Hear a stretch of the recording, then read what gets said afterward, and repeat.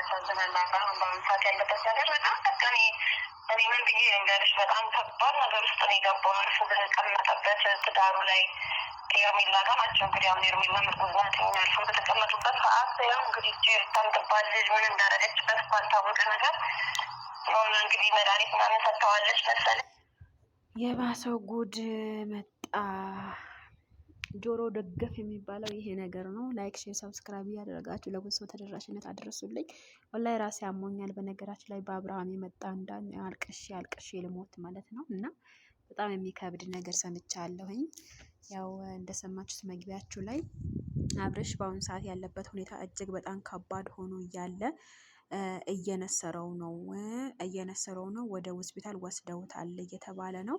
እንግዲህ ይሄ መረጃ አለ። በጣም የሚያስጠላ፣ በጣም የሚያሳዝን። እሺ ሩታ ሶኬ ጥሏት ስለሄድም ተናዳ ነው ልበል።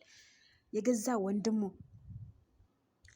የገዛ በአንድ አባት ወጥተው ይፈልገው ራሱ ወንድሙ ራሱ ባይሆን ይሄን ያክል ደረጃ ወንድሙ እስኪታመም ድረስ ያደረገው ኤፍሬም እና ኤፍሬም ብቻ ነው። ማንም ምንም አይደለም። ሩታማ አይደለችም። ማንም ምንም አይደለም። በቃ ሀላስ።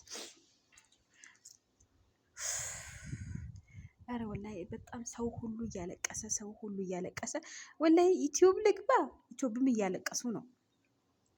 ቲክቶክም ልግባ፣ ቲክቶክም እየተለቀሰ ነው። ስለ አብርሃም ነው፣ ስለ ሩታ ነው፣ ስለ ሄርሜላ ነው እያወሩ ያሉት። ሀቂቃ ነው የምላችሁ። እና ከባድ ሁኔታ ውስጥ እንዳለ የሰማሁት ከባድ አደጋ ውስጥ እንዳለ ነው። እና ደግሞ እየነሰረው ነው። ያኔ ከአፍንጫው ደም ምናምን እየወጣ ነው አሉ። እንግዲህ አላህ ይጠብቀው። በቃ ይሄ ነው የምለው። ከዛ በላይ እኔ ምንም የምናረገው ነገር የለም። እኛ ያው ሚዲያ ነን። ባናቀው ነው የሚሻል። በነገራችን ላይ ሰው አውቃችሁት እየተጎዳ ምናምን አውቃችሁት ብታለቅሱለት ምንም በቃ ባታለቅሱ ምንም ነገር የሚመጣ ነገር የለም ማለት ነው። ምክንያቱም የእናት የአባቱ ልጅ ከጎን ያላዘነለት እንዴት ህዝቡ ይዘንለት? እና እንደ በግ ነበር እየተጎተተ የመጣው እሷ ራሱ ማለት ነው። እኮ እኔ ግራ ግብት ብሎኛል። ወላሂ ነው የምላችሁ። እኔ ምን እንዳሰብኩ ታውቃላችሁ ውዶች? ዛሬ በሚለቀቀው ቪዲዮ እርግጠኛ ነኝ ቪዲዮ ይለቀቃል። ያ ቪዲዮ ሄርሜላ ማለት ነው የአንገት ሀብሉ ብጭቅ አርጋ ነቅላ ብታወጣው ምን እንደሚፈጠር ማየት ነው ያማረኝ እኔ። ኧረ ብቻ ምን ልበላችሁ ያስጠላል። ኧረ ቪዲዮ ራሱ መስራት አስጠላኝ እኔ ወላሂ።